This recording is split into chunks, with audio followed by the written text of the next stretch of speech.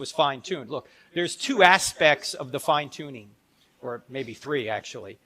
One is that if the universe wasn't fine-tuned from the beginning, there either would be no universe at all, it would have collapsed back on itself, or it would have never developed galaxies, which means there had to be some superiorly fine-tuned balance to get what we have now, right?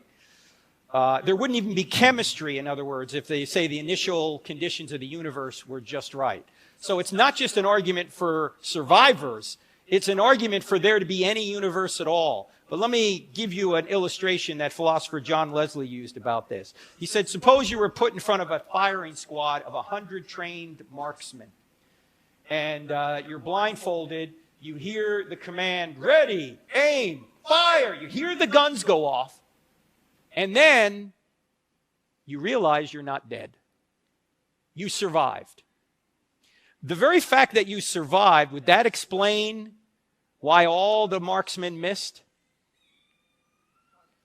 That wouldn't explain why all the marksmen missed, right? Well, no. I'd just say you got lucky. That luck is not an explanation, right? You would have to say, okay, this thing was rigged. They all had blanks in their guns, or they all fired away from me on purpose. You wouldn't say that because I'm still alive, that explains why I'm still alive.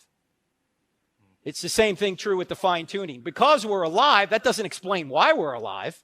Of course, we have to be alive to explain it, but the fact that we're alive doesn't explain why we're alive. Just like the survivor, you being a survivor of a firing squad, because you're alive doesn't explain why you're alive. You then have to ask around and figure out, why are you still alive?